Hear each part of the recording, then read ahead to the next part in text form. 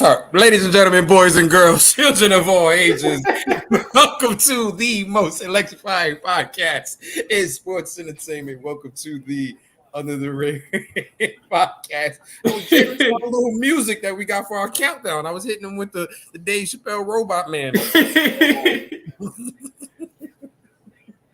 It's me, your boy, Machine Gun. Who? Machine Gun Kenny. Still not a motherfucking champion. Ain't this about it? God damn. I was so close. Yeah, close only counts in horseshoes and hand grenades, my good man. Horseshoes and hand grenades. Coming to us from Simpsonville, down in the South, Simpsonville, the man behind the boards, the man that gets this show going, Mr. Weezy 02, Mr. Breathe Deep, Mr. Bongo Mongo. What's going on, folks? Man, I think it's time we got to admit it. Logan Paul's pretty fucking good. Oh, we'll get into that. But you know what? The son of a bitch really is fucking good. That's the thing. Motherfucker might have the best 3 matches I've seen of anybody in wrestling so far. That's the bullshit, you know. Him and Bad Bunny running neck and neck for the best fucking celebrity wrestlers we've ever had in history. Joining us from Louisville, Kentucky. He's the man that came in close, but unfortunately did not complete it. That forever IC champion. Yeah, forever IC champion. Yeah, a belt that don't exist. Basically, just like the 24/7 title. Just like the European Championship. We're going to get into that too. Give it up for Matty Rage, folks. What is up, good people? I came so close to winning, and I have just said, fuck it at this point. I'm pretty sure everybody loves to hate Matty Reigns, so Matty Reigns is here to stay. Matty Bischoff will appear every now and then, but it will be Matty Reigns since I'm the forever IC champion. Oh. You'll just get super asshole Matty Reigns when I win the title. You know what? I should bring back that fucking belt just to take it to his ass. No, I'm not defending it. Just to take it off it. Bring that shit back just to take it off his ass. We should have a pay-per-view just for the IC title. Not even for the regular Dixon title. Just for the IC title. You know what? We're gonna pick a fucking. We're gonna do it for a Raw episode. No, it's gonna be a Raw episode for the. It should have been this week's episode. We can't even do that because they don't announce matches until 5 minutes before the fucking show. It should have been this week's episode. Yes, I don't know. Fucking Shelton Benjamin's on tonight, maybe. I don't know. But let's talk about some news. All right, folks. I guess the biggest news of the week, would be the fact that a certain Chris Jericho. Yes, Chris Jericho is on that Masked Singer show. That's the biggest news of the week. You're correct, Kenny. I watched that clip and I was like, man, this show sucks ass now. They have ran out of people. Really have. But it does. The biggest news actually does concern someone from AEW. Someone this week let us know that they are officially medically cleared to compete. Saraya. Britt Baker came out, cut a promo, and Saraya came out and let Britt Baker know that she's the end-all be-all to the women's division, because without her, there would be no women's division in Saraya's mind, and that she's medically cleared. All right. Now, when I said this last night, Mongo laughed. That promo that she did last night, it really made me dislike her. Like, I can't. Yes, I'm not going to sit here and say that when she came on the scene in WWE, she did bring more wrestling moves to that division. But at the same time, I'm not giving her full credit when there were people like Victoria and AJ Lee and Ivory who were on that damn roster who were actually wrestling, even though they were considered divas. So I'm not giving her that full much credit, but in Saraya's mind, she really feels that the women's division would not be where it is right now if not for her. Me personally, I don't see how you can think that when you weren't even better than the people that were there when you were there. I personally don't think she was better than Charlotte. Well, this is about before that. Her saying that this is about before Charlotte came up. This is because when she came up from NXT, Charlotte was just starting out, and was still better than her. You're gonna be alone on that hill tonight, man. All right, I'll be alone on that hill. I'll be alone on that hill. I'll be alone on that hill for the simple fact is, like I said, I never thought of Paige Saraya as some groundbreaking performer.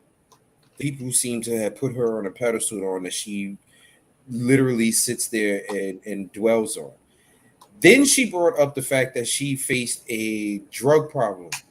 One that you caused for yourself. I mean, that's most drug problems though. One that you caused for yourself. Like, you had the opportunity to get away from that and you chose not to. Okay? I'm so I can't, man. I can't get into it, man. I really don't. I think her talking about that and like about having to get over that and having to do it in public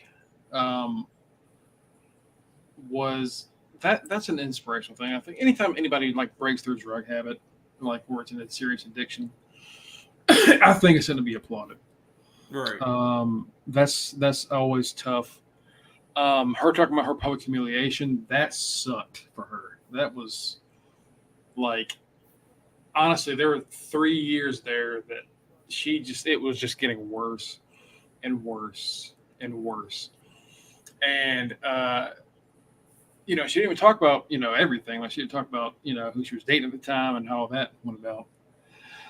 And all of that, I was with her, and I'm different from you. I think she was responsible for how the women's division turned out in WWE because she was the first NXT Women's Champion. She comes up, wins the Divas Championship same night or while she still is NXT Champion. Right. She is the first to usher in an actual new era. She's there to usher in the wrestling. Yeah. Whether AJ was there before, whether AJ was there before, and she was, it was still like 5-minute nothing matches. Nobody really cared that much. They cared more about her as an authority figure than the champion. Paige was the first person in years, honestly, since like Trish, Lita, and Mickey, where the commentary was like, oh my God, it's Paige. Paige is the most dominant champ. Like, that was the first time in almost a decade. I just think of that it was Paige that basically introduced all of them to us. She's the one that, because when they got the call up, it was literally like, well, even though they had that porn name, Submission Sorority. Submission Sorority. That was their name. I mean, she had Charlotte and Becky right there with her, while you had Sasha with Naomi. It's like, okay, well, she is obviously the present, they're the future, so this is going to be a great little like time of being. This is going to be a great time for women's wrestling in general. But injuries derailed that, and it was just kind of like she was always that, what if, the biggest what if. And as we started seeing Edge and Daniel Bryan come back, we started getting our hopes up. Oh, maybe she's going to come back. But she kept saying, they'll never clear me. I'm never going to be cleared. So I left it alone. Now that she's being cleared now, I kind of gave up on those hopes and dreams.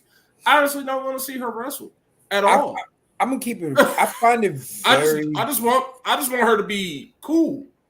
I find it very funny how people can be with WWE for 3-4 years after their injury, and WWE has some of the top doctors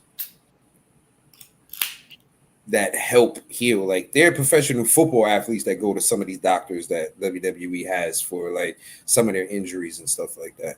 These guys have some of the top doctors sending you to every damn appointment in the world, and for 3-4 years you couldn't get cleared. After you come to AEW for 1 week and Tony Khan finds you a doctor that can clear you. Oh, I mean, we've talked about it before.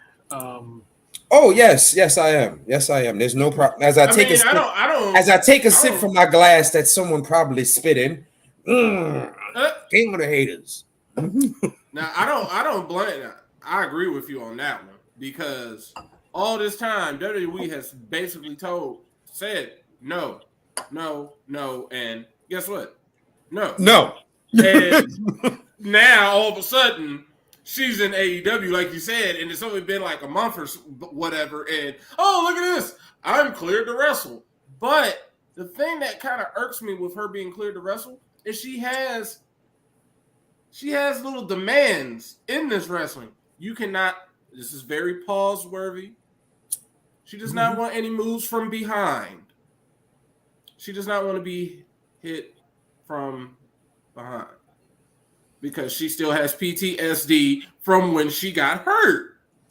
If you don't need to be wrestling,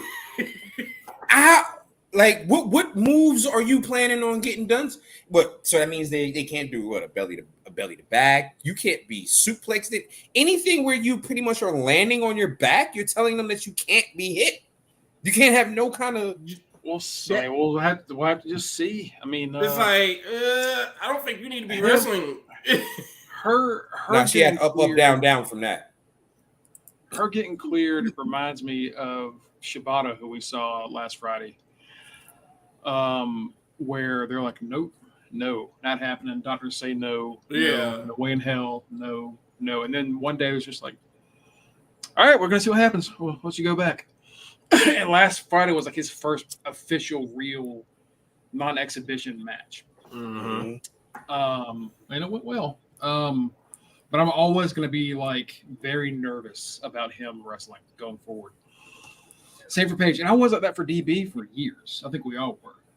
Right. Now we're still kind of, but not as bad. But we're still kind of like that. I think it was the way DB just like went. He just dove right in because it was like he's cleared, and then right when he got cleared. Yeah. Kevin Owens and Sammy beat his ass. Right. Powerbomb on the apron. And I'm like, God, dude, Jesus. Yeah, that's what killed us. And then with DB, what made us so nervous was he was saying shit like he had no feeling in his arm and shit like that. And we like, dude, you sure you? But what I will say is, before he said that he was medically cleared, they were giving him little test bumps to see if he could take. So at least they were doing that, like giving him little test bumps. Like somebody's going to hit you. Let's see how you can handle once they hit you. Okay. And Edge gave us the heads up that he was coming back because he speared Elias when he randomly showed up before SummerSlam. We were like, oh, he hit a spear. Every time he does a spear, I still like freak because a spear is what took him out the first time. Right. So every time he does a spear, I kind of freak a little bit because if there's one bad spear away, because he doesn't spear like everybody else does. He like does a spear and they like immediately go from that to like they do a 90-degree turn, and he like spikes himself. Yeah, and nobody else does it like that. And so every time he does it, I'm like, oh shit! Okay, all right. His brain. Oh, okay. His brain. Okay. Paige, I don't know, man. I'm hoping that it works out for her, but you're right, and I think we all agree. And it probably has to do with the WWE just not wanting to be a part of any like medical related lawsuits, which I don't blame them for. I'm gonna, you know what? Here's the thing. Maybe it's me, but I consider someone a good wrestler or not even a good. I consider someone worthy of my time if I can remember at least one match from them. I can't remember a single page match. I can remember an outcome, but I can't remember like a match, like how I can with certain people. I'm like, oh, yo, I remember this match when he did this move, or that match with she did that move or something like that. Like the only thing that I can remember about Paige's career is the night she came up to beat AJ. When's the last time you saw a Paige match? Because she's been injured for so long. That's and probably, even after with me. Even after she came back to wrestle, I don't even know if we got a real match out of her, because soon after that, we had her for like what 3 weeks, Kitty on NWO when she came back. And then she was hurt at the house show. So like, I think it was like 5+ years where she just like, I've erased all of her matches out of my brain. Like I don't remember. I remember her Emma match in NXT. I remember her the match where she debuted against AJ. I remember it was like a 5-second match. Right. I remember that's like, all I remember.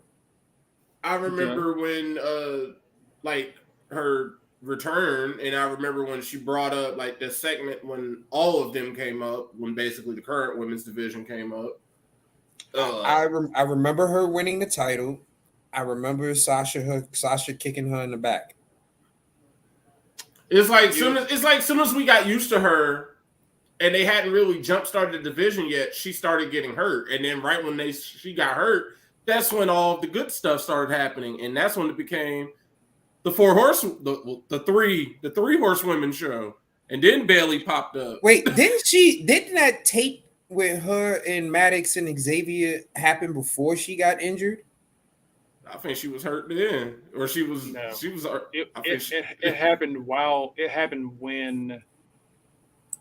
before she was hurt. It happened when she was off leaving the company to go film, right?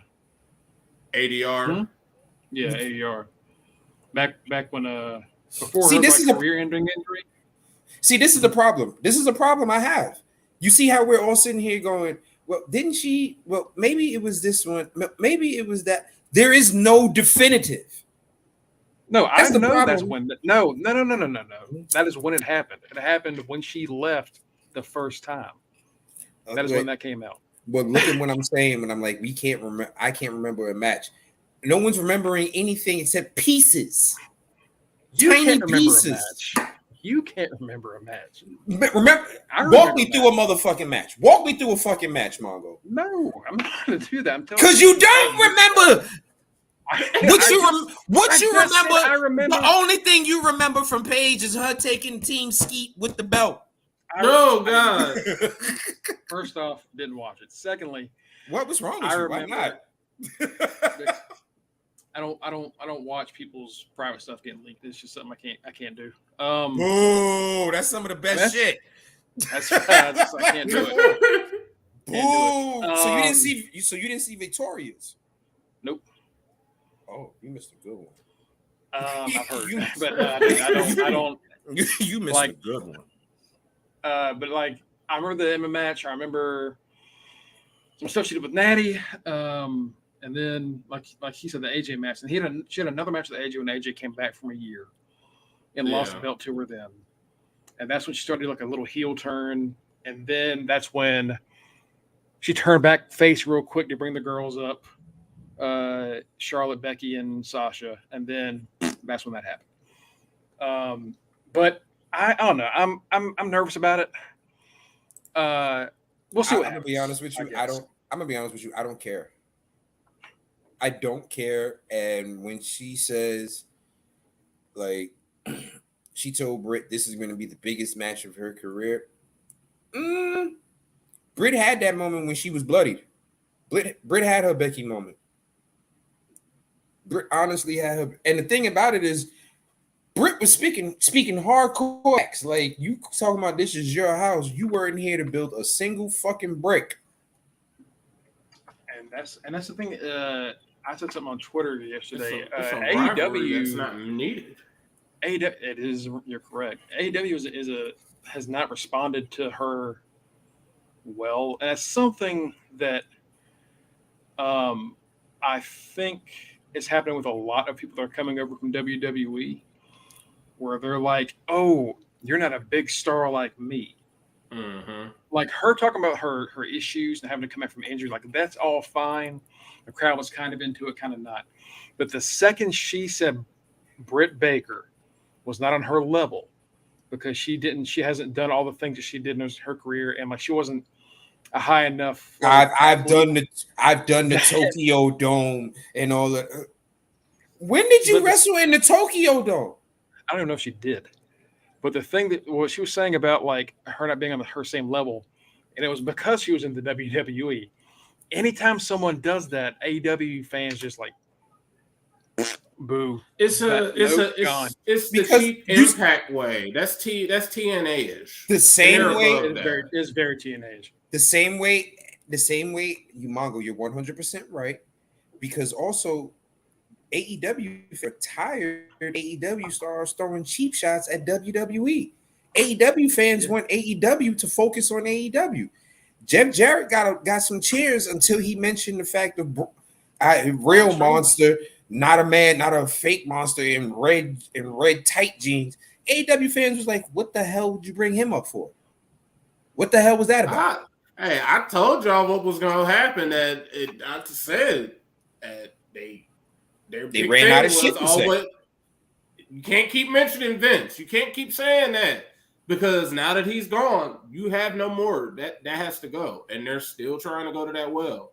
They have not learned. They have not learned that they cannot. They have to stop focusing on WWE. TK needs to realize it's not the point that people are no longer. It's not the wrestlers. No, here's the thing. I mean, it is in a way. It is in a way because AEW fans wanted WWE wrestlers to come over because they weren't being used right. There's a new regime in that is using them right. AEW fans ain't got nothing to beef about because the people that they wanted to see get used is now being used. So now AEW fans is like, okay, I wanted this guy to win over in WWE. Guess what? They finally letting him win. AEW, what you all about? And AEW's been getting some grief from their own fan base recently about certain things. Because they're too busy saying, like, hey, we're not WWE. And all the fans are basically saying, we know. Stop saying that. Let's keep going. Right. And then on top of that, it's kind of hard to say you're not WWE when every other match has a WWE person. It's the person thing that's, that we're going to have talent changes. We're going to have that shit. It's going to be a crappy time for the business because we're just going to be seeing the same people just bounce around. Yeah, it's the references and the like calling out like a few times is cool. I think we're all like, oh shit, here we go. But then when it was every show, multiple times throughout the show, that's when it got really annoying. So Jarrett called him out. I think somebody else on that show said something. Jarrett called Triple H a big nose clown. Big nose clown, and I think like somebody else on that show said, I can't remember now, but like this is just very common. That's a question for Matt, Reggie. Roster as large as it does. That's a question for Matt, Reggie. What? Why is AEW's roster as large as it is? I said that's a question for you, because you've been saying since day one to fire people. So I've been saying they need to fire people. Yeah, there's no point. The way they built that roster, the roster was built as if they were about to be touring. Touring did not happen. Fire some of these people. They have an exorbitant amount of people. Even when I went to StarCast, that roster was gigantic. They need to fire people. What I find funny is that the fact that they're still not doing fucking house shows, but yet NXT is getting ready to start. NXT is starting house shows this week. Again, they've been doing their little small loops. They're bootleg house shows that are super not on TV. They've been doing those for a while, and now they're getting ready to actually start touring again. And like they're going all over Florida. Yeah. Within the next 2-3 weeks, NXT is going all over fucking Florida. Because they're trying to start back to going around the country again. Because, I mean, I loved when NXT would come around because that would always be better than the main roster house shows. But so hopefully it keeps going for them. But AEW, they need to start something up, or they need to start. First, AEW needs to find other stuff. They need to find another way to get more stuff on TV besides just their two shows. See? Thank you. Thank you. Thank you. Thank you. Name of thank you. Mm-hmm. Mm-hmm. The triple Survivor threat match Series, with his Survivor Series when she talked about Charlotte's brother. her Pretty good handicap match, Xavier Woods, Brad Maddox versus her. Stop talking about that. Why? That was one of the best matches of her career. She showed She showed me that was a she could great take a moment for good me for slam. memes. That was a great meme day, along with us finding out Hulk didn't like 2/3 of this panel. Listen, that showed me she could take a hell of a slam. Let's just move on. But yes, hold AEW's on. roster is bloated, and they need to get rid of people slowly but surely. They will. That they have a lot of people. The only good thing about them is, if I was in AEW, honestly, if I was in WWE, if it was up to me, I would be in AEW because you don't have house shows. You only got to travel to the damn city where Dynamite is at. You might have to be there for a while, but guess what you get to do after that? Take your ass back home. I guess AEW is trying to start house shows, but they're not going to be doing it here. AEW has recently stated that they're going to be doing a UK. Yeah, they're gonna start AEW UK. They're gonna try the UK market, try to do it before WWE starts back up their. That's a good idea. Thing. I mean, they literally had. No, it's not. Yes, it is. Yes, it is. Yes, it is. Yes, it is. Yes, it is. Establish yourself in your market before you can expand. They don't got no market here. I'll tell you their one market, and Mongo will probably agree with me. Their one market is Jacksonville. That's their market. Yeah. That's their market. That's it. That's it. Expand your market here. Like you want to go over. Listen, my daughter is in Europe right now. Okay. Europe has so much money. You want to know how I know? My daughter told me. She said that today. My daughter literally said that. I don't know if I want to come back to America. I said, why? She said, to get my nails done there is $120. It's $35 here. So what money? And she's in London. So you want to go over to UK? I think you can make a little bit more money with your ticket prices over here. AEW, have a house show in New York City. Do you know how many? If you sold out a tennis arena with fans, you know how much money you can make on several house shows here in New York City? You did all of that for one show, but if you have several little house shows here in New York City, you can afford to have more than 3 pay-per-views a year. No, I love their paper. I love their pay-per-view model. I love their pay-per-view schedule. Their pay-per-view model is way better than WWE's until Triple H got in charge recently. Listen, I think that honestly, they have 3. They only have 3. I think that they should have at least 4. One pay-per-view every 3 months or every 3 months is perfectly fine with me. Like how WWE used to have the big 4, Royal Rumble, WrestleMania, SummerSlam, Survivor Series. That's fine. That's fine. I don't need one every month. That's what WCW calls. That was a whole cause of the whole Monday Night Wars and all that. That's why I was kind of glad when AEW popped up and they're like, we're only going to have 3 to 4 pay-per-views because it makes stuff more important instead of having 12 pay-per-views or 13, 14, 15 pay-per-views a year if you're in WWE.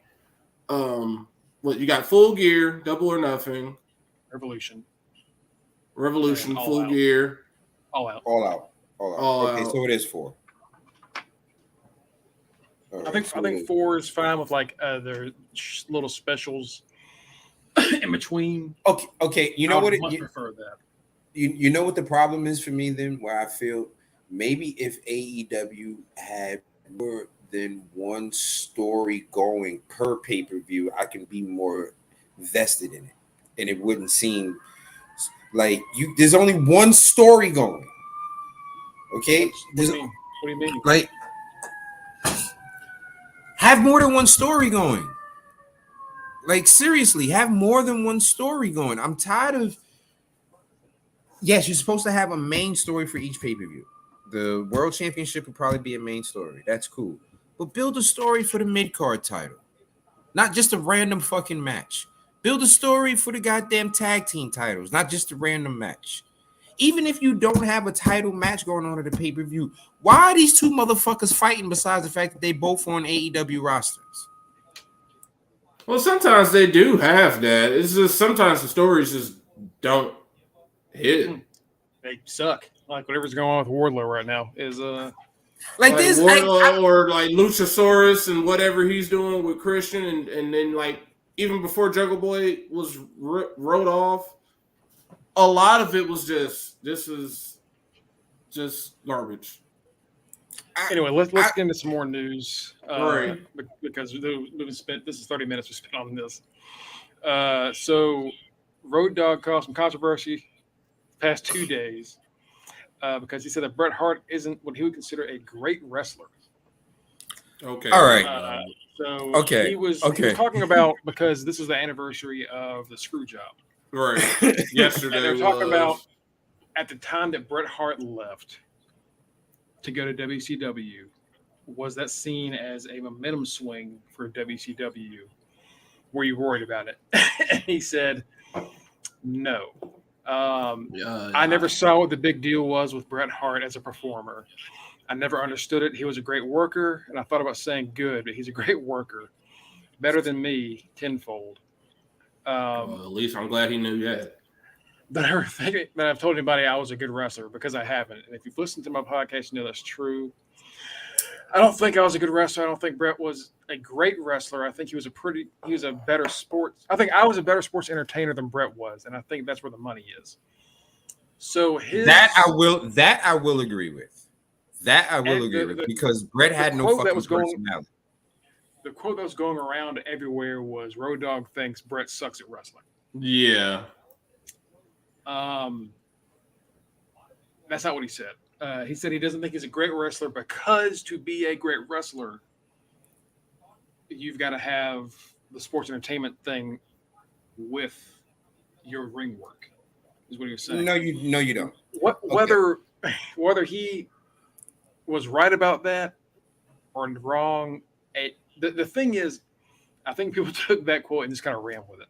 Mm-hmm. I still think he's incorrect, but the only way he knows how to make money is from doing the sports entertainment aspect of it. That's where Road Dogg got his big payday. And in WWE, that is all that pays the bills. Mm-hmm. You don't have to be a good wrestler. You can be a shit wrestler and still make the big bucks. Ultimate Warrior was like the number one case for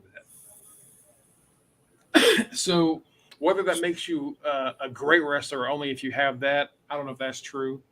But I understand what he meant when he was like, yeah, Shawn is a better performer. Like, I get that. I understand that. Yeah. Okay. As somebody, now we all know, fuck Bret Hart was my motto for how many years since y'all know me? Like it just whatever your age is minus 6 months. like literally it just my fuck Bret Hart hate stopped literally probably about maybe 6 months ago, maybe about 6 months ago. And as somebody who hates Bret Hart, one of the things that I always said, boring as fuck, couldn't hold my attention when he fucking talked, but I always said he was a great wrestler. Bret Hart is one of the best technical wrestlers there is. You can be a great wrestler and not have the sports entertainment side of it. Perfect example, Cesaro. Cesaro's a fucking great wrestler. Does he have the sports entertainment aspect of it? He's getting there. He's trying. But at least he can tell a story in the ring. That's something that Bret did do with his matches. Bret told the story of the underdog, or he told the story of I'm the master, I'm the excellence of execution. I'm going to put you in this snap mirror and you're going to fucking feel it. Oh, listen, I'm not going to lie and sit here and say I can listen to Bret Hart talk on the fucking mic. I really could not. I couldn't. I still can't to this day. If I go back and watch a match, I'm definitely watching it on mute. I always look at Bret Hart as he was a necessary, like he was something that was needed for the craziness that is Shawn Michaels during that era. Right. Yeah, Shawn needed Bret. Definitely. They were the perfect yin and yang for that era. So much so that it's still a debate today. What you call it? You can't even really debate it. And you know what? I appreciate the fact that Shawn realized he was an asshole and he's going around trying to make amends with as many people as that'll accept it. I applaud that. But it's not a debate. Those are two great wrestlers who each had their place in the company at the time. Right. Who is better really is on your opinion. Who you like. It depends on what you prefer. What you prefer more? Do you prefer the in-ring technical aspect? Do you prefer a little bit of showmanship? Which one do you prefer? And everybody has their own thing. Different strokes for different folks. But if it was all only about what you could do in the ring, then Dean Malenko would have been a world champion. Right. Lance Storm. Lance Storm. Mm-hmm. Lance Storm would have been like they're both great, fantastic. Don't even get me started on that. On him not completing that run in WCW. Let's be realistic. Chris Benoit would have been a champion a lot sooner than what he was, if that's all it took was your just in-ring stuff. Hell, they didn't even recognize him winning the WCW title the first damn time. That was just kind of just like, he won at WrestleMania the title for the first time ever, as far as anybody is concerned. Mm-hmm. Right, and then you got people like you said, Mongo, who have absolutely no skill set, but they were great showmen, and that's how they got titles. I.e., Lex Luger. And Lex Luger sucked. Lex Luger. No one is going to deny that. Suck is not the word. Okay, Lex Luger sucked, but guess what? Lex Luger also world champion. He's a former world champion. Why? Because he had the showmanship and he looked like fucking He-Man, the He-Man action figure. Hell, by the time he got the world title, Scott Steiner wasn't doing shit. Nothing. World champion Scott Steiner was fucking. Oh terrible. Man! But world champion Scott Steiner was fucking hilarious. World champion Scott Steiner gave us world champion Booker T. It did. Now, Book, that's a man that has both. But and then it also gave us world champion JEFF, JARRECC. So yeah, as far as that from Road Dogg, I don't agree with it, but I see where he's coming from, and I think we all see where he's coming from.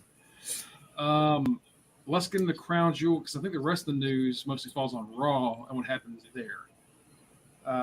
So let's do Crown Jewel. All right. Now, what would you give it overall? Honestly, I give it a solid B. I give it a B plus. It's one of the better shows that WWE's done this year. I would give it just a straight up A. Okay. A minus, just A. I give it an A if Bayley wins her match. Yeah. B plus. B plus. Like Bailey, because like, why are we still doing this fucking feud? And then on top of that, that is the match that cost me the title.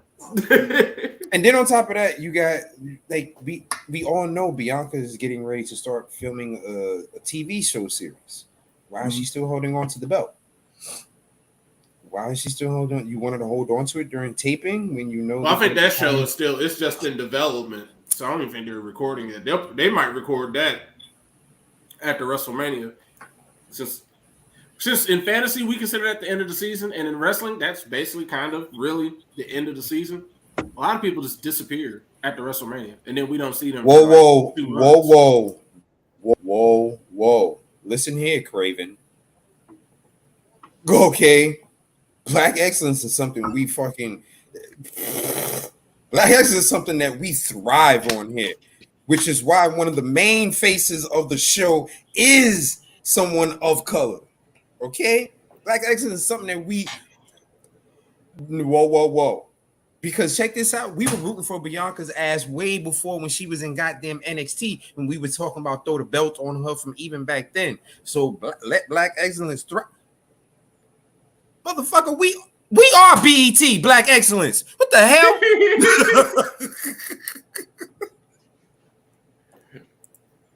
Like I said, we have been behind Bianca from day one, and it does not make a difference whether she's black, white, Chinese, Mexican. Don't make a goddamn difference. If it's time for your title reign to come to a goddamn end, it's time for your title reign to come to a goddamn end.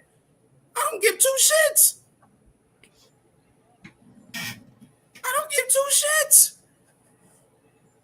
And then on top of that, guess what? It's not like Bianca wouldn't be losing the belt to another woman of color. Bailey's fucking Mexican. So it's still a woman of color. Yes, she may not be a black woman, but it's still a woman of color. Shit, that's what you're worried about. I got some bad news for you. She ain't gonna be losing to a woman of color. Yeah. If you want her to lose to a woman of color, you better ask for Sasha to come back, Naomi to come back, and you better ask Jade to come on over.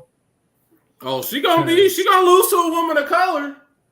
Her husband's a man of color. She's about to lose to mommy. It sure is, and it ain't Graham. Right.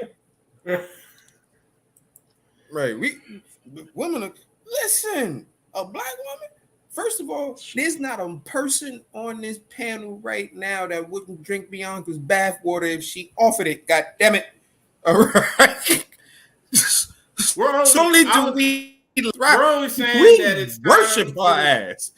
It's time for the title to change. The same way we get tired of all champions after a while. Because why? We're wrestling fans and we're fucking finicky. There's we want other people to fucking shine. There's people right now that are honestly that want Roman to not be champion. They're tired of Roman. Right. There's people that they're wrong. But there was just a post like a week and a half ago, 2 weeks ago, in one of the groups saying they were tired of Roman Reigns as champion. I'm like, how can you be tired of Roman as champion? Because little do folks, I don't know if y'all realize this or not, but once he loses, he is gone. He is gone. Bye. Gone. This gone. This is The Rock's run before he lost the belt to Brock. This is what this is. This man is leaving. He is setting himself up for a run. He has set himself up for the rest of his career with this run. The head of the table. The belt means everything to him. Once he loses that belt, well, in the process of him getting one belt, and then on top of that, getting the other one, he also got a whole new contract. And that contract made him limited. So it makes him a special attraction. The one thing that we kept saying we were going to hate when it was Brock Lesnar, it's actually working for Roman Reigns. Because we know when he shows up, we're going to be watching. It's going to be appointment television. And some shit is going to go down. What have we gotten every time Roman's got on TV? We've gotten Uzi. I feel like though, even though Roman hasn't wrestled and it's almost like a Brock schedule, I feel like we still have seen Roman. You Yeah, see him. He shows up at least twice a month. He shows At up least for twice a a month. segment, and that segment ends up trending. It has some type of viral moment that just goes crazy. Either it's him or it's Sammy. Some way, somehow, it works. Right, like with Now, Brock, we wouldn't see Brock until like maybe 2 weeks All right, before hold on. his match. Let's we got to reel this back in. We got to do the crown. So let's do crown jewel results.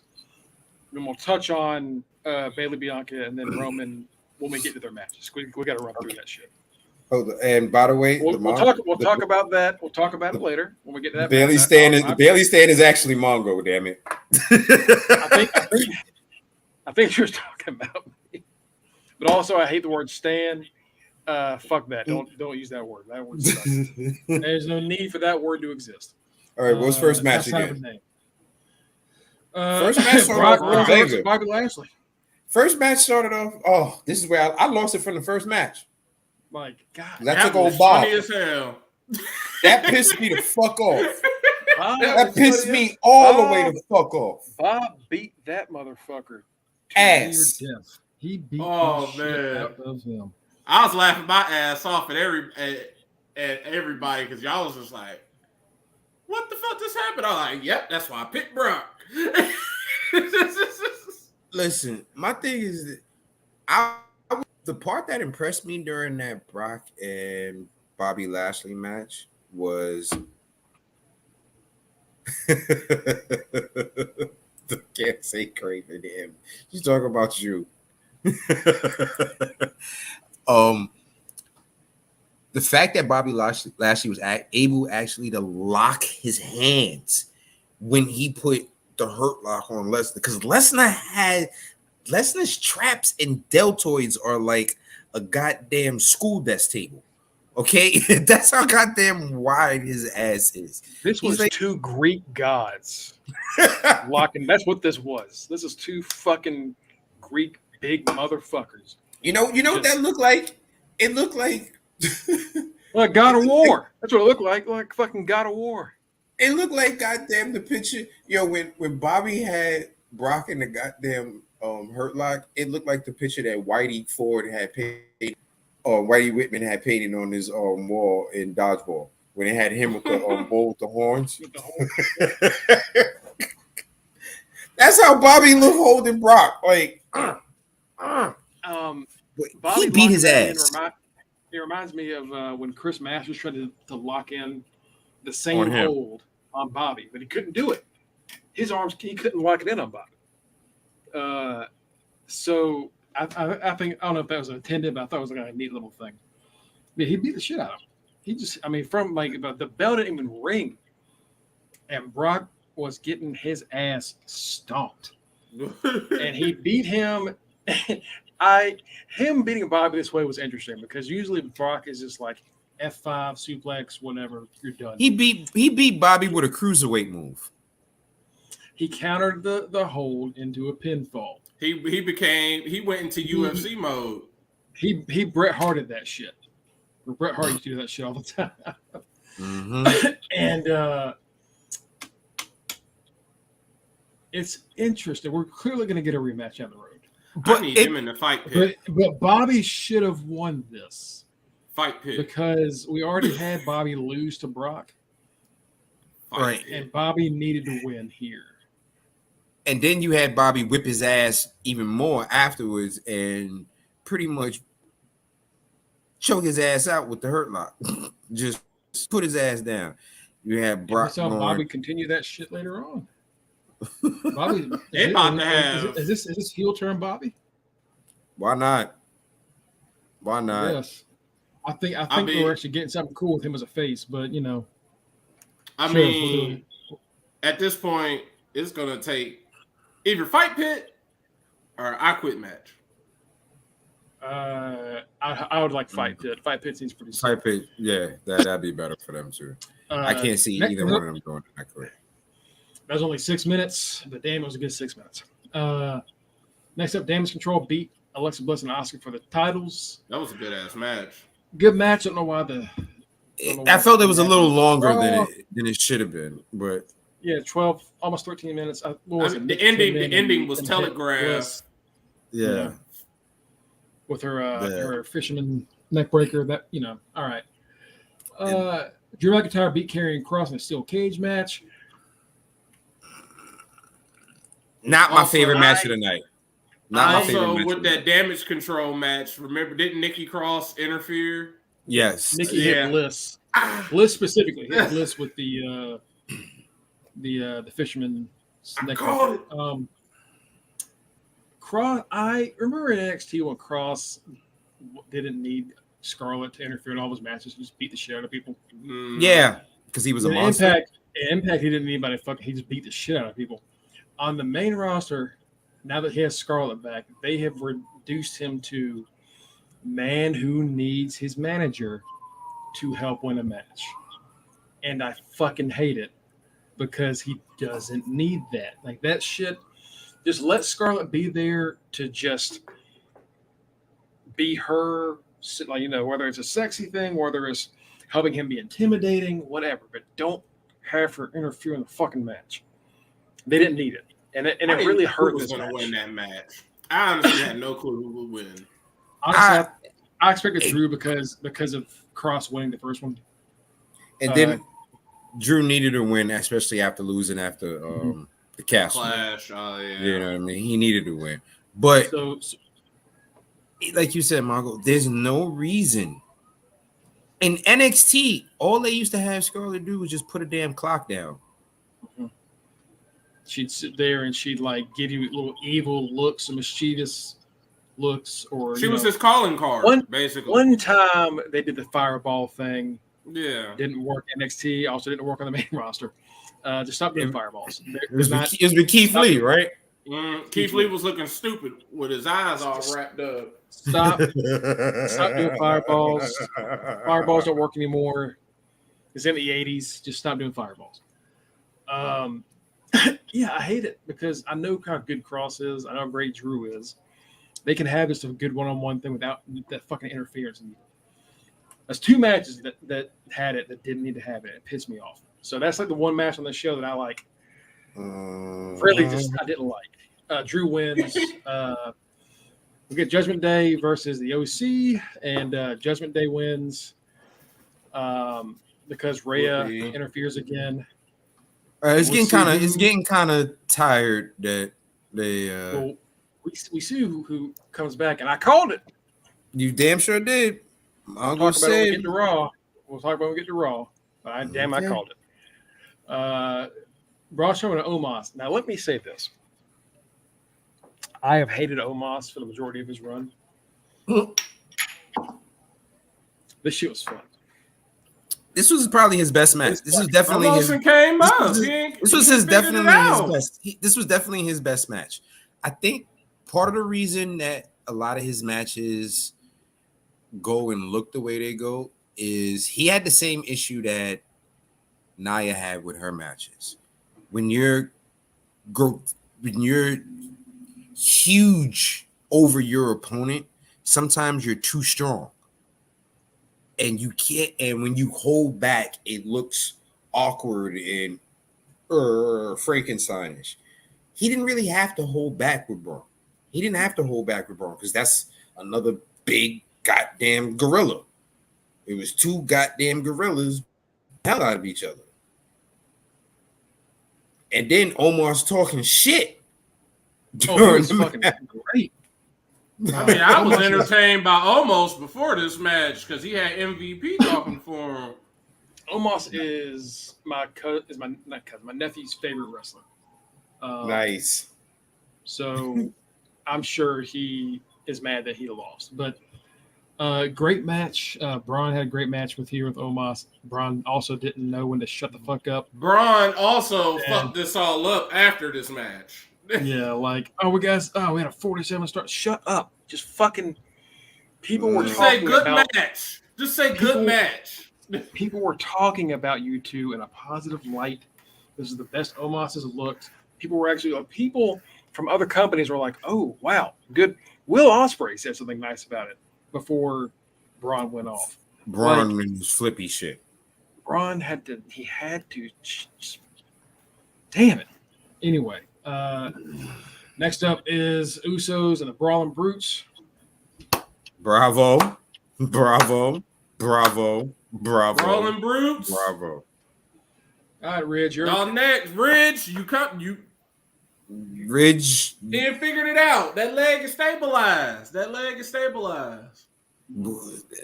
He took out E. He took did out better E. though. He took out E, but I mean, at the end of the day, if it was, he wouldn't even be in this position. If it was any type of malicious, any type of like ill will or anything would be on him at this point, he wouldn't even be having this push. Like I know. E forgave him. I know. So maybe it's just time. Maybe it's time to let it go. It was a great match. Usos are fantastic as always. They'll never change. They're one of the greatest tag teams probably of all time. Right, in the history of sports entertainment. And leading into that match, we got a very passionate, not the promo from this past Monday, the promo where New Day came out and they said, whoever wins, we want next. So it's Friday. Monday. Tale as old as time. One of the greatest tag team rivalries, New Day versus Usos. Man, that goddamn Hell in a Cell they had. Oh yeah, no, one of definitely like the defining tag team rivalry of like the 2010s and this also like now. Should have been Shield and the Wyatt family, but they fucked that up. So all right. We'll see if the New Day can maintain their legacy and hold on to their record, or if it stays with the Usos, or if it goes to the Usos. I don't know who's going to win, honestly. I don't know. I think the Usos. I don't know really, because they just broke the record a few years ago. Are they going to break it again? They broke it right before the Usos started back. What you call it? I think they and I think Friday would be, if they win Friday, that would be the day that they break New Day's record. It is Friday or is now or never. Yeah, they have to win. New Day has to win tomorrow, or that's it. Next up was Bianca Belair and Bayley. Now, let's get back into it a little bit. Yes, I'm not gonna say that word. I'm a Bayley fan. Bayley's been my favorite 4-horsewoman since the beginning. Yeah, really has. Has. I think when she was a face, I thought she was bubbly and a little different. She's kind of a little dim, but like you kind of want to cheer for her. I like powerhouses, which Bayley was back then. Mm-hmm. Right, the Bayley was sick. Yeah, Bayley she's always been really entertaining. And I think she's always been a little bit underrated as far as wrestling goes. Because people always say that she's like the worst of the 4, and I don't ever think that's true. I don't think that's ever been the case. I don't know why they only said it because she was the last one to get brought up. And that's honestly, I mean, she had to carry NXT, the women's division for the time being. Even comparing them, they all have different styles. Like it's right. I wouldn't, it's tough to really say who's better. I think it's undeniable that Charlotte's number 1 in general. But Bayley has proven that she can be a fantastic face and heel, which is something that Charlotte can't do. Right, at all. And something that I really don't think Sasha does too well.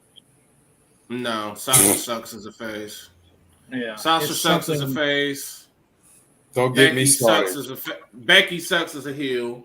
Yeah, Becky's a great. Well, this past one was all right. It wasn't great. It was fine. But Bayley has proven she is fantastic in both. And we're gonna go back to the Road Dogg shit where that matters. And she is good at Twitter at being a heel. Oh, because when she killed that little. When that little boy was holding his sessions, can't nobody see your little ass side. We're getting Masha and Jordan again. All right. That killed me. Can't nobody see your little ass side. Fuck your face. And also, like I said, I like powerhouses. So guess what? I fucking like Bianca, who is also a powerhouse. I like powerhouse wrestling. Shout out to The thing Bianca with- because I saw an article that said that she made her outfit for the match while on the road to Saudi Arabia. Yeah, That's crazy. yeah. She makes all her gear.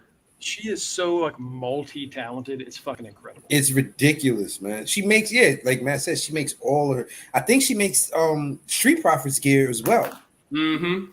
She does their stuff.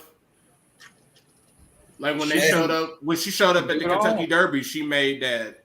Right. She made all that stuff herself. Oh my God, she did. Yeah. Oh, she kicked out. She can do it all. She can do it all. She can do it all.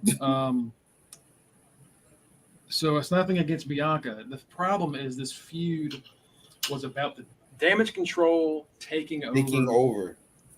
And they have looked as a group fucking terrible. Yeah. They get beat all the time. It doesn't make sense for the leader to not have the title, but the underlings have titles. Right. Even then, underlings still get pinned a lot. Like it's still, yeah. It's just they not look good. And if you want, and we're pushing this fucking feud to War Games. It's like, God damn it! Fine, then do the switch. Then switch. Do the switch. At least have one side have all the titles if you want Bianca's team to win. If you like, at least if you want Bayley's team to have dominance, because honestly, I feel like Bayley's team should win War Games at this point. Right. Let Bayley and Damage Control have all the titles. Let them have all the titles. Like you've done it before with fucking UE. Right. You've done it with UE before. You can do it with Damage Control. Like, it's not going to make Bianca. It's not going to make Bianca look weak. No. Bianca has beaten Bayley, I think, every time they've wrestled. And I know that's like a thing. And they've always had great matches. There's never a bad match between these two. But good God. If we're doing this, you got to make that switch. Like, you have to just, if you're going to have that feud, this feud has lasted since August. Mm-hmm. Bayley showed up in SummerSlam. August. SummerSlam is November, and we're going into December. Fuck, it might go to the Royal Rumble. Like, it is too much. Just have Bayley win it for like 30 days, 60 days. You can still do Bianca Ripley because we're clearly getting Bianca and Rhea.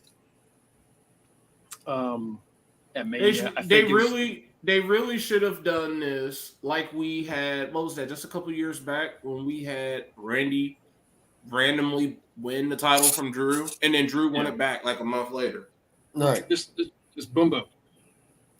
Boom boom. Enough to make Bayley credible. But because she loses here, it really just makes that team and group look like shit. Because now it keeps them in the middle. Now, also, why the fuck did she not get help from Nikki Cross? It was a fucking last one standing match. Unless the whole plan is to kick Bayley out or something like that, that would have to be the whole plan. Because you could be like, okay, we're holding gold and you're not, and you're supposed to be all ear. Yeah, that would, unless that's the plan. Like you did it with UE. Let's do it. People love that shit when like a full group holds back. That shit's fun. That's what made the Four Horsemen so fucking popular. Yeah, everyone in the Four Horsemen had a goddamn belt. But I don't want this to like make y'all think I hate this match. I don't. This match ruled. Bianca and Bayley have fantastic chemistry. It just had an ending that didn't make any sense for the whole story. Yeah, just have a downer. Wrong person won. Yeah. Like all of the twists and turns that got us to Crown Jewel, all the writing on the wall said Bayley winning. And then when Bayley didn't win, it's kind of like, oh, okay. Well, who knows? Who knows when Bianca's about to lose this title now? Because honestly, it's really just her and Roman and the Usos that are still champions from WrestleMania. And so that's why we're kind of wondering, when is somebody going to lose? When is she going to lose? Because we know the Usos, maybe the Usos are going to lose. We know Roman's not going to lose no time soon. And then it's like this is a match with no disqualification. So there should have been a lot more fuckery than what there was. Mhm. Which could have been an easy way for you to get the belt off of Bianca without her looking weak at all. Yeah. This no But, you know. disqualification ladder match, bro. Like there's supposed to be fuckery that happens. Like it's okay in this match. Just do it. Right. Right. do it. Like it's okay to have damage control jump her 80, 100 times. Okay. Bianca will win it back. Bianca, I think Bianca's Teflon at this point. You can't make Bianca a loser. Bianca is too loved and she's too fucking good. Right. Just swap. You have to because if you're looking for Bianca to lose clean and the fans to accept it, it's going to be a big ass problem. Mm-hmm. That's gonna. I don't know when that's gonna be. It ain't gonna be anytime soon. So we'll get to the main event, and God damn it, this match was awesome. This match was fucking awesome. I ain't gonna lie. That match, oh my goodness, if I had won the title, the Predictions Championship, that match gave me so many videos for celebration. I had y'all gonna hate me when I do win it again. I'm sure. Mm-hmm. All that Roman shit. Yeah. That match had everything. You had people get jumped out the crowd. You had a dude with motherfuckers tore ACLs, MCLs, and meniscus. You had ACLs, MCLs, and meniscus. Logan Paul tore your whole leg. Got the video of the year doing the TikTok of him doing the frog splash off the top rope onto Roman through the table. I was talking to somebody about this today. A friend of mine who doesn't watch wrestling. That video was so she was like, "Why is Logan Paul trending so much?" And I'm like, "It's because that motherfucker did something that fantastic fucking wrestler." Like I hate that match had everything. You had the bloodline versus Logan, basically the Paul brothers versus the Paul line. And let me say something real quick about that. If anybody thought Jake Paul's matches were fixed, no, because he can't throw a fake punch to save his life. Dear God, they look like shit. I mean, you had everything, and it literally, the story they told, it made so much damn sense. Logan Paul is like, I'm going to win. I'm going to, by any means, I'm going to win. Everybody, he said, I'm going to hit that button. All I need is one shot. And the thing about it is his shot was a Superman punch at that. And you got Roman was selling that shit so good too.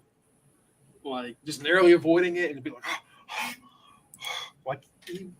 Roman was selling that because I mean the promo before leading up to the match when he was walking from the ring, he said, I don't have a button. If I had one, you wouldn't be able to touch it.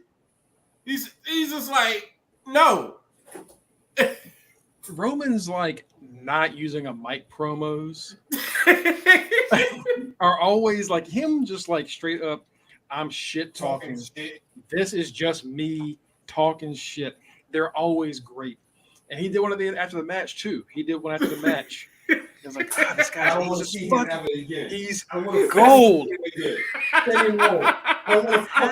again. I don't want to see him again. I love that promo because that's how I felt. The man was like, I don't want to see him again. What is he doing here? I don't want to see him again. That is going to be the promo I am going to play when I win my title. I knew that was the one. How do you just the shit that Roman does? He sells for everyone so well. And all of the way he talks, like, how do you want his shit to be over? How do you want it to be over? It made so much sense. The whole story. He beat him, like Kenny said in promos. He's looking at him like he wasn't supposed to be that good. Right. He wasn't supposed to be that good. Get him the fuck out of here. I don't ever want to see him again. Get his ass the fuck out of here. Because he basically is saying he almost got the button. No, Yeah, get him the fuck out of here. Roman sold it to us that, oh shit, I could lose if this happens again to him. And you know what? After that match, I kind of believed it because, again, Roman made everything that he did. When he hit him in the gut with a punch, Roman was, like he lost breath. Anytime he did a splash, a dive, a punch, a kick. But I want to talk about this real quick. That is correct, Reggie. That is 100% correct. That I've never seen a more correct statement in my life. This chocolate pudding is every fucking thing. I was about to say, like, where the hell he get pudding from? You can't look at Logan Paul. You can't look at Logan Paul 3 matches in and realize why fucking. And then you're like, what is Dominic doing? What the Your fuck daddy is Dominic doing? Dominic just knows how to wrestle. That's about it. He can't cut promos. We can see that evidently. I still do not like this guy at all for a lot of reasons.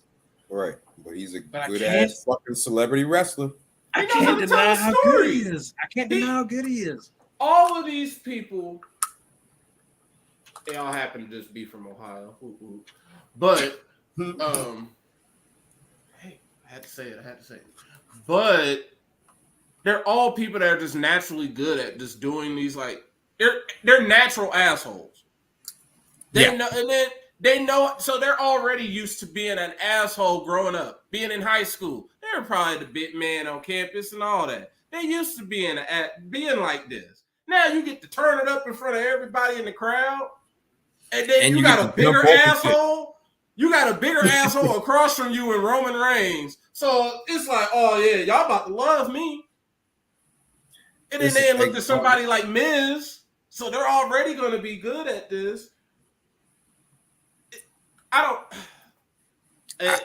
think you know what I say. They are good.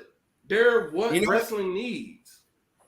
You know what I like? I like the fact that the past couple of celebrity superstars that have come into the professional wrestling scene, they've actually taken this serious. Right. They've understood that, hey, yes, this is something where there's people who this is a staged outcome or whatever. But these guys are really getting hurt. These guys are really jumping off shit. These guys are really fucking slamming each other.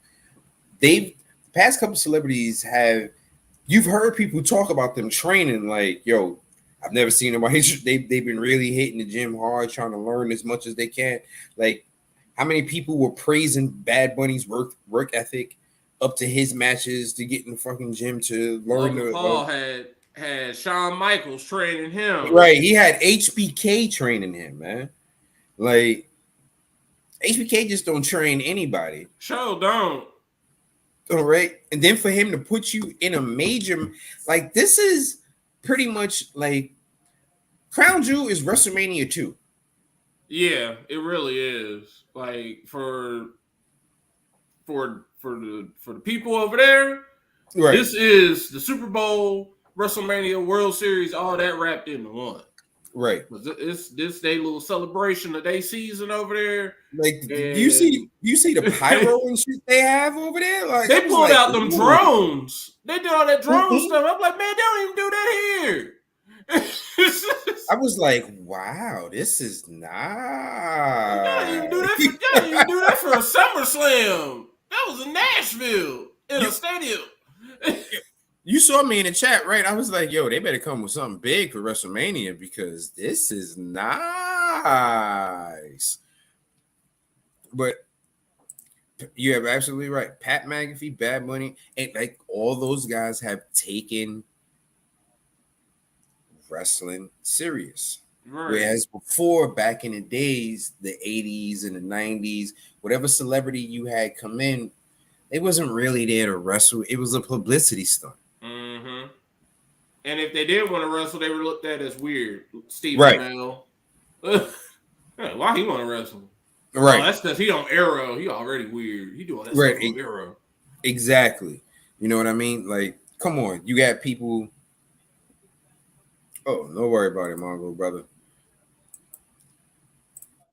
We got people that like we had growing up. When it was time for a celebrity to come into wrestling, I had people like Lawrence Taylor. Okay. I had Lawrence Taylor versus Bam Bam Bigelow. That was a goddamn WrestleMania match. Okay. With Ken Norton sitting on the side of the ring with a goddamn cowboy hat on. Okay.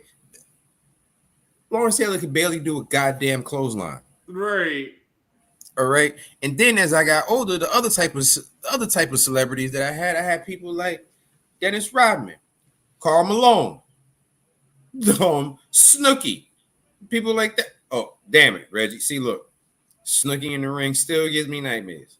Yeah. Mike Tyson gave me nightmares because I hated the way he did the DX crotch trap. He did it. Mike Tyson gave me nightmares because he would always do it weird. I'm like, why do you do it like that, dude? I really thought he broke Shawn Michaels' jaw first time around. All right. I really thought he broke Shawn Michaels' jaw. So these celebrities are taking these matches so much more serious. So it's no wonder Logan Paul was so damn good.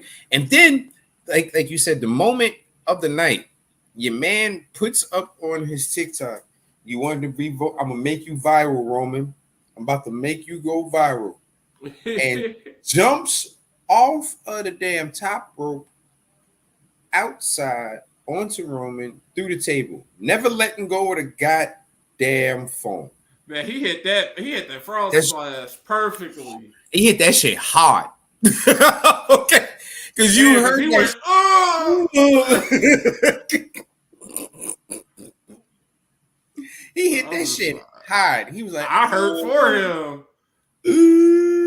Because I was just like, damn, he falling a long time. Like, damn, he jumped far. That's gonna take. And I'm like, ooh.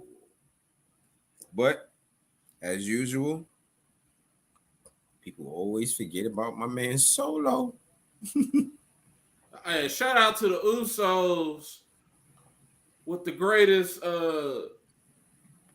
sneak attack ever. They jumped Logan Paul's buddies in the crowd. Oh, you thought this was a game?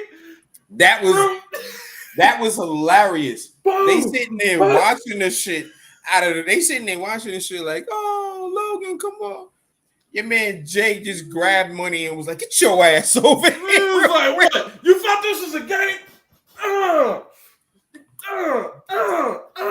He stumped him out. I was like, damn.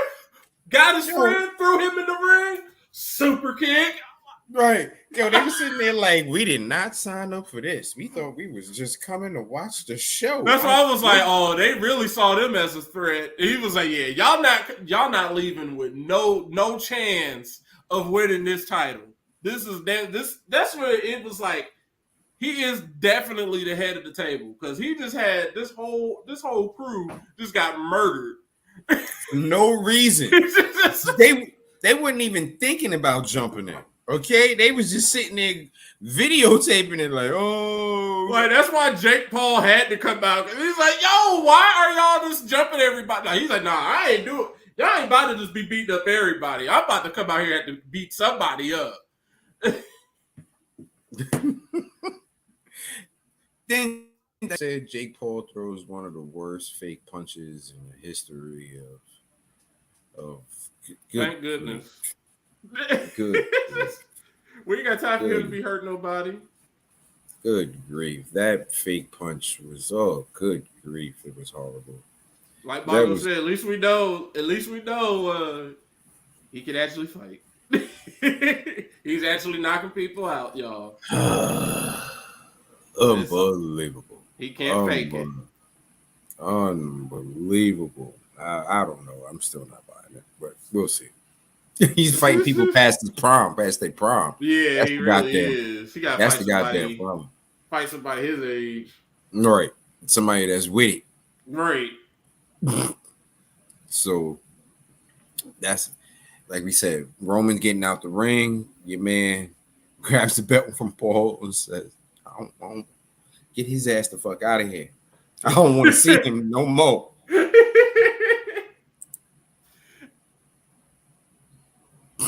Jake looks like he hopes playing. Logan.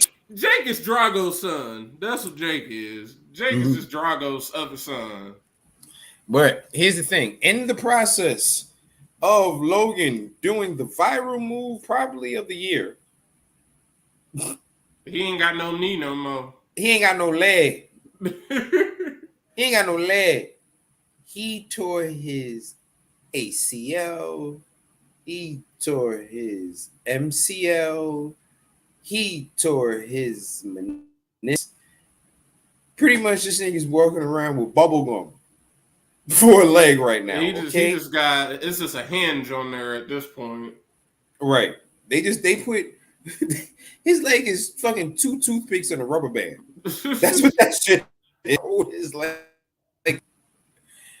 Great move, but was it worth it? I mean, I'm sure it was worth it. I'm sure he probably thought it was worth it. Was it worth it in hindsight? Probably not, because other podcasts I'm listening to, they've said, well, the way everything was going down, we probably would have gotten the Paul brothers versus the Usos or some type of interaction with him versus the Bloodline again in 2023. And now that his leg is just dead. Play-Doh, it's Play-Doh now, so that ain't happening.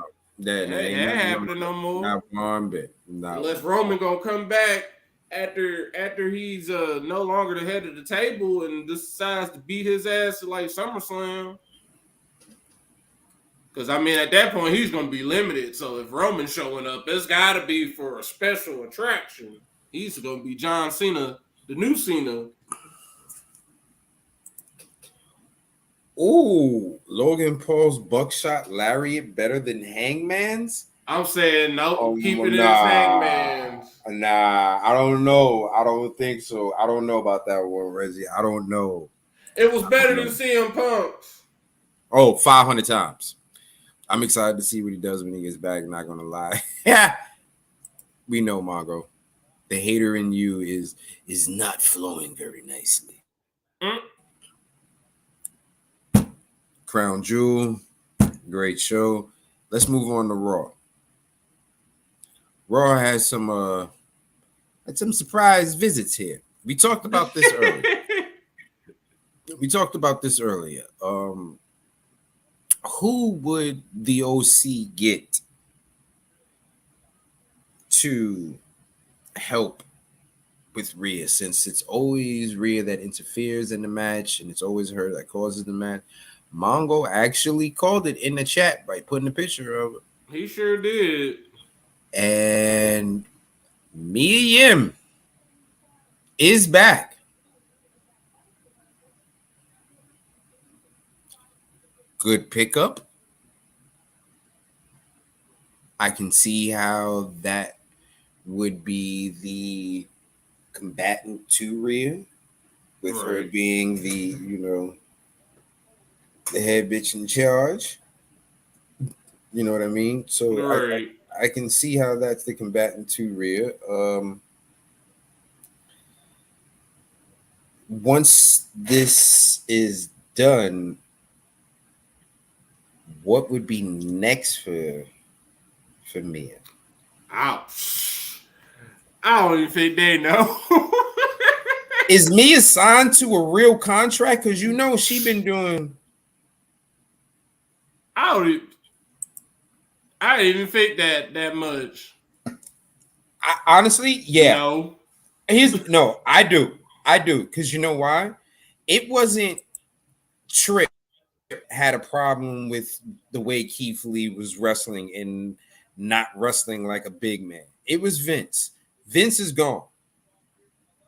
Now, unless Keith signed one of them stupid contracts that TK was giving out to everybody, yeah, I'm going to sign you, but you can't leave until 48. That's what I think.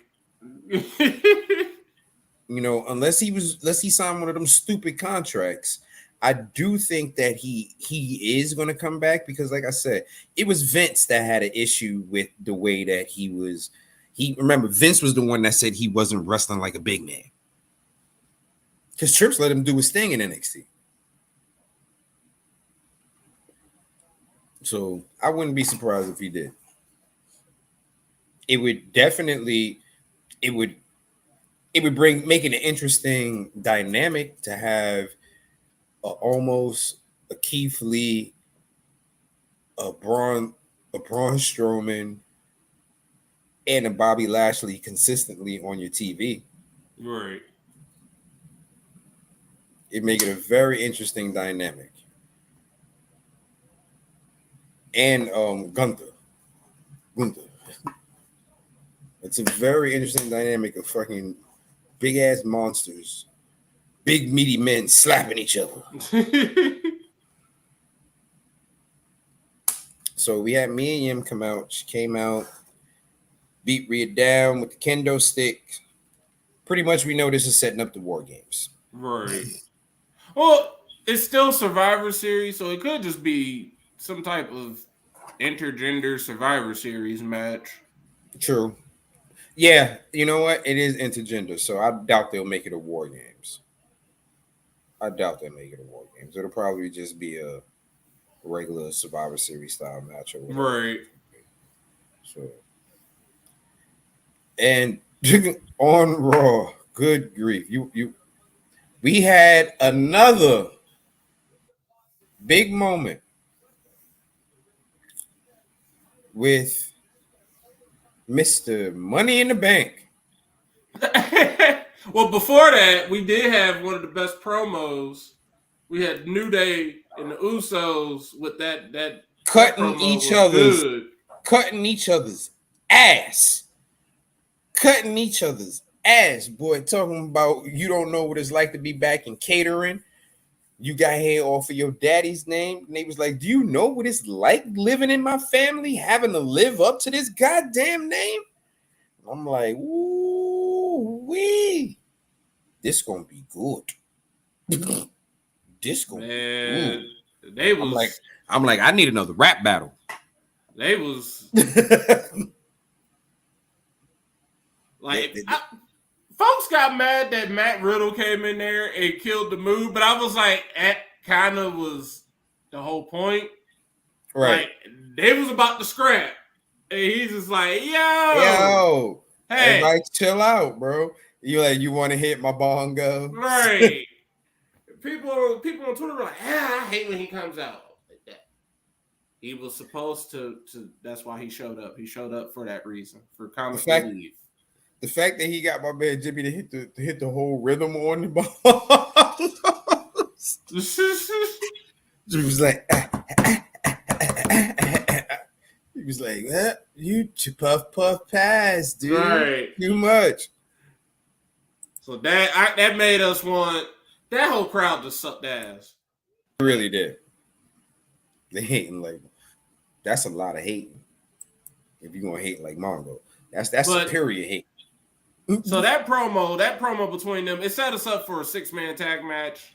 That match wasn't really all that. It was meh. But like Kenny said before, everybody always sleeps on Solo, and that is the reason why Bloodline ended up winning. Solo's the one that got the pin. Right. Solo, and that's the thing that I brought that up on the thread too. I was like, for Solo to be so new in this business, he kept up in that ring with he really did with New Day, Uso, and let's be realistic, Matt Riddle was a pretty damn good wrestler. Mm-hmm. Okay, he kept up in the ring with all of those guys who have all held gold at some point. Yep. Okay, and he held his own. And I said it in the thread. I said, yo, we gotta give Solo a lot more credit than what the hell we think, yo. Like, your man is really holding his own. And sure enough, who got the 1, 2, 3? Solo Sikoa. And then after that, we got Baron Corbin. This new push with him and JBL. He's the new modern day wrestling god. He beat Cedric Alexander. Whoop-de-damn do. I'm gonna need JBL suits to stop being extra baggy. 1 week the first week he popped up, it was super baggy. The next week he had one that actually fit, and then this time around he got one that's baggy again. So I don't know what's up with him. Right, I don't know, like something given, like, bro, you can't be dropping weight every week with your old ass age. Like, weight fluctuate.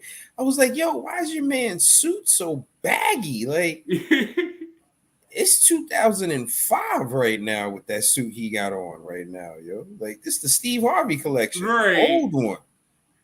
Then let's see what else happened. We had Elias versus Otis. We don't care about. Listen, Elias versus Otis made me take a nap. I took a nap. Actually took a nap during that part.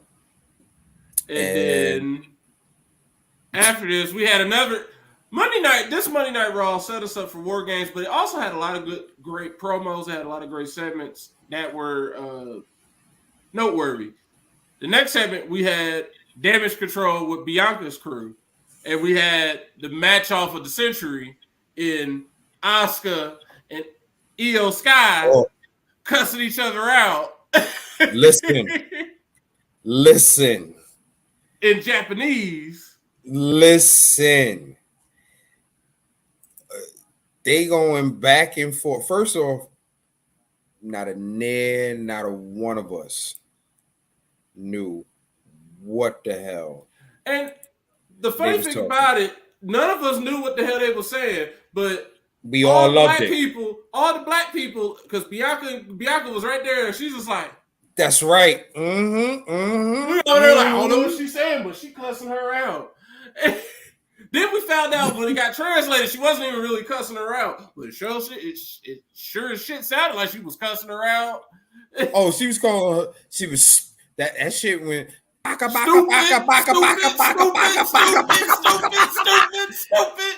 And then EO hit her with the baka, bitch. I was like, and that's as soon as EO hit her with the bitch, that's when the hands got thrown. I was like, well, god damn. I guess that means that in every language, huh? The funniest part, the translation video. While they was cussing each other out when they was going back and forth for Japanese, it had the little subtitles. But then when she said bitch, it switched to Japanese. So when she was like, yeah, bitch, it said, I was like, whoa, what the hell was that? I was like, oh, I guess that's what bitch stands for in Japanese. I was like, I'm good. I was like, as soon as she said that shit, hands went to flying. Because, yo, bitch is universal for fight. First of all, the crowd had me crying too. They woke up on that part. Because as soon as Asuka and them started talking, Asuka, they going in at each other. And crowd is like, oh, talk that shit. The next thing you know, you had baka, baka, baka, baka, baka. Oh, baka? Bitch! The whole crowd said, ooh. And then Girl Fight came on in their heads. We about to throw them ball. She was like, and then Bianca said, you know what? This is war.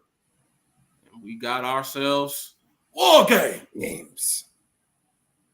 War games.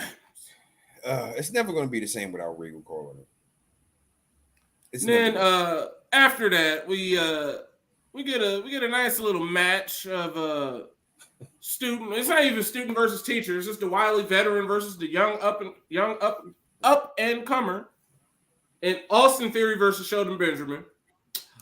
We were all just kind of like, why are we having this match? This match doesn't really make any sense. But boy, they told us so. Austin Theory obviously won. At this point, during the night, he is still the youngest Money in the Bank winner. He's the youngest Money in the Bank holder.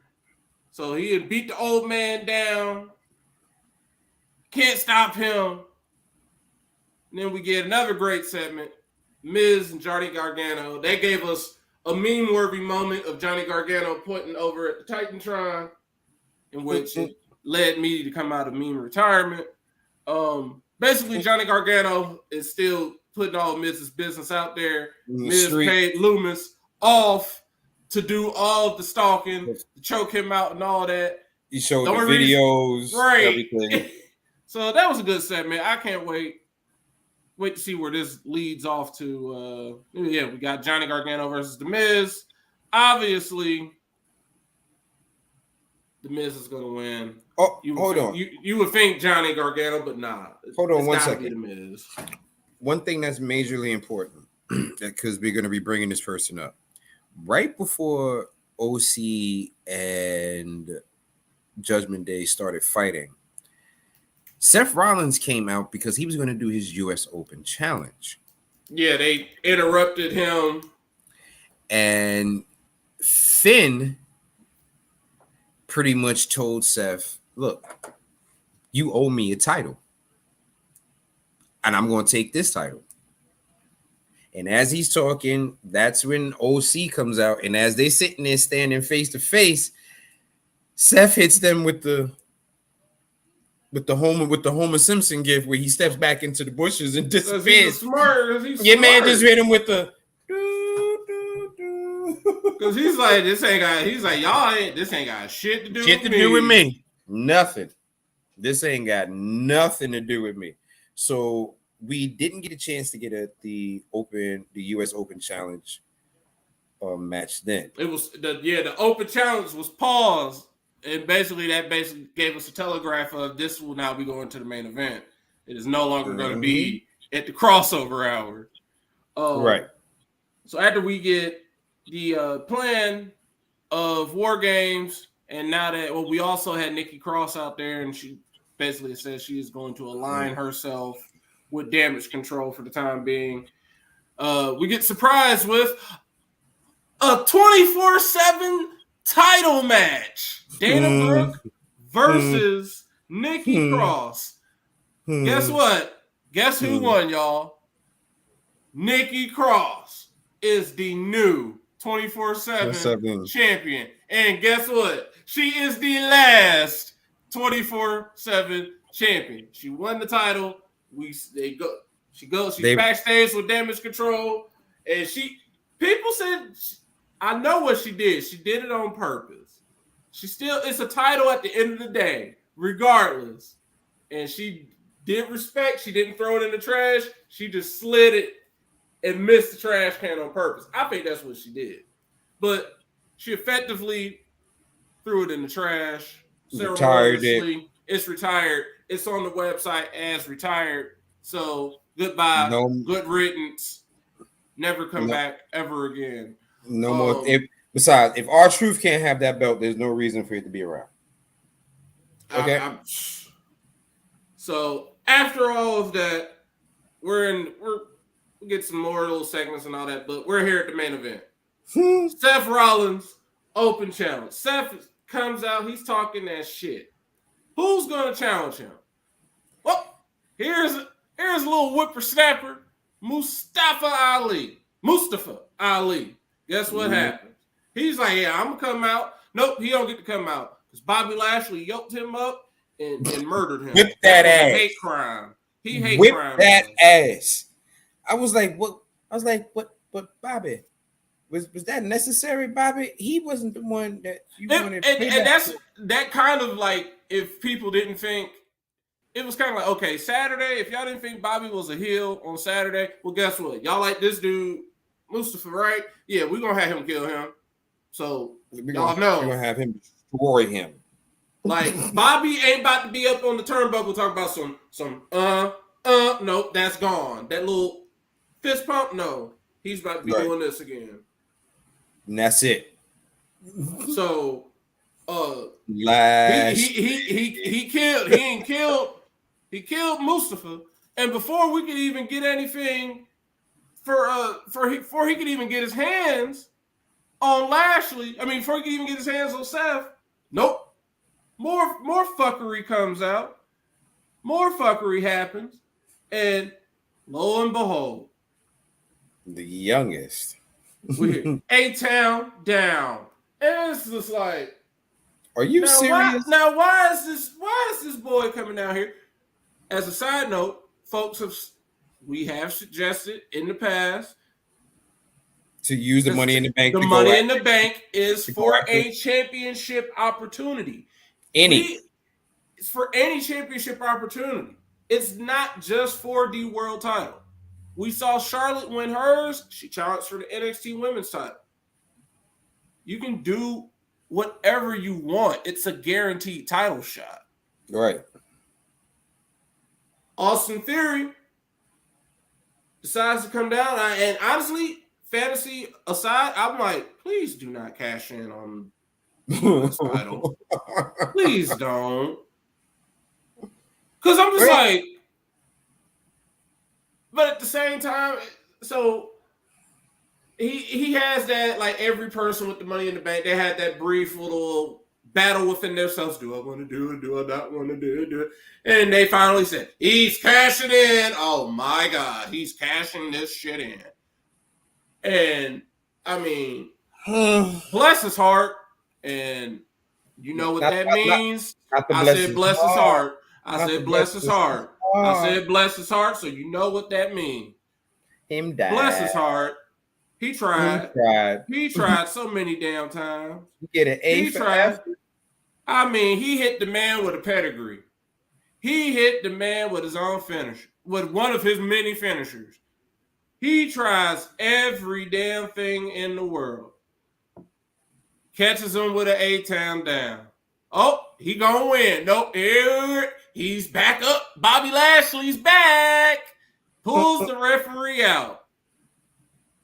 Beats Theory's ass. Throws him into the post. And right before beats Theory down. And the ref got back up. Ref is counting to 10. And here's Austin Theory stirring. And he slides into the ring. Right into 10. what? And right when he slides in at 9, guess who's right there at 10? Seth jumping off that damn curb and stomping his ass. Motherfucker stomped him right into a curb stomp. And 1, 2, 3. He is now joined the exclusive club of Money in the Bank failures. And he is now the first. He is in an exclusive club because that other club that is losers, they all lost world title shots. He is the only person who lost their Money in the Bank on a U.S. title shot. Like a damn fool. Side note, I didn't notice this until someone said it on Twitter. It was an open challenge. Why did he cash in if it was an open challenge?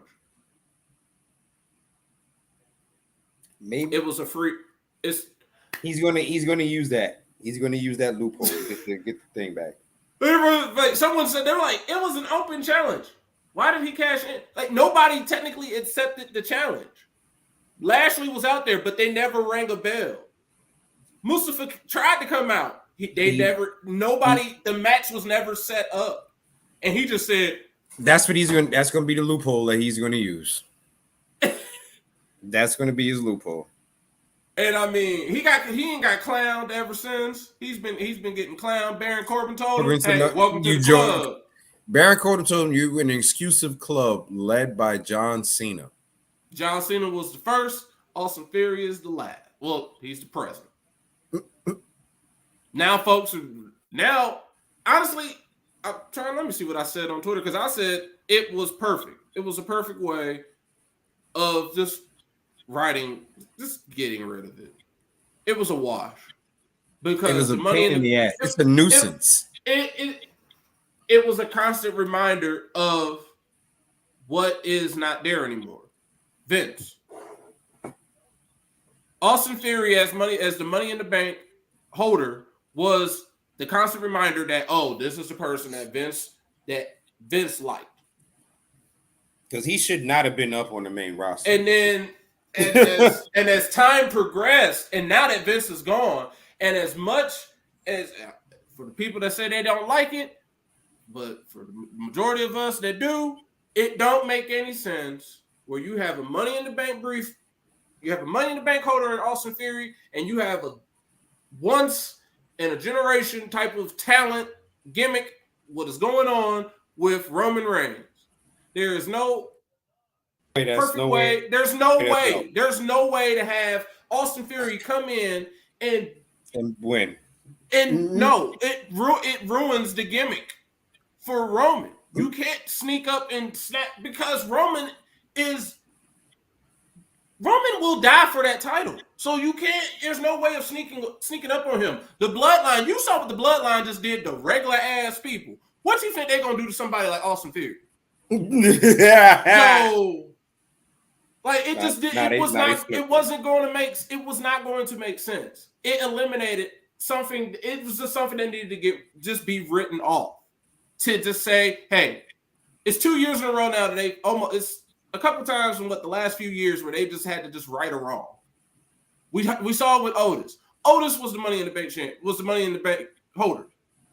He didn't need that shit. They gave it to Miz. Austin Theory, if Vince was still around, he probably would have already won the championship. But they booked themselves into a literal corner with what they did. Because you want Austin Theory as your next world champion, but you got this undisputed champion over here.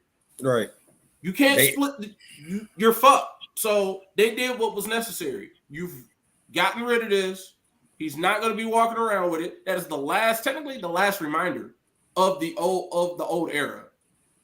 I think they're going to find a way to get at least one belt off of Roman. I think when Roman loses, I don't think he's going to lose all of his titles. Well, yeah, the stuff. It was earlier in the year. It was rumored that eventually, that Theory was supposed to beat him for one of the belts. He was going to cash in for one of them. That never happened. Then another rumor was Roman was just gonna drop a belt and just say, I don't give a damn about the one that he ended up winning at WrestleMania. Because the Universal title is his title.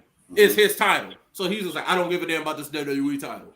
And he was just going to be like, here, take it, Raw. I don't give a fuck about y'all show. Because SmackDown is my show. But that didn't happen either. So at some point, they're going to have to figure something out. Because you can't just have one world champion. As much as we want to, we love having one world champion. We're going to have 2 world titles. What's probably going to end up happening is what they always end up doing when they make these belts undisputed. Those 2 belts are going to become 1 belt, and they're just going to end up becoming the WWE title again. And then whatever new title they end up introducing is going to have some other weird-ass name. The Galaxy. Galaxy, Milky Way, I-95. 7-Eleven on the freeway. Something. Or they'll just be lazy and just be like, or they could just be, no, I ain't gonna say lazy, or just call it the World Heavyweight Championship and bring back Big Gold, or bring back my belt. The Winged Eagle needs to be brought back. And on that note, folks, don't forget to follow us on Facebook.com/UnderTheRingPod and Twitch.tv/UnderTheRing. Don't forget, we try to get here around 8:30 on Thursdays, but it's more of an 8:30-ish. 8:30, 8:45. Right.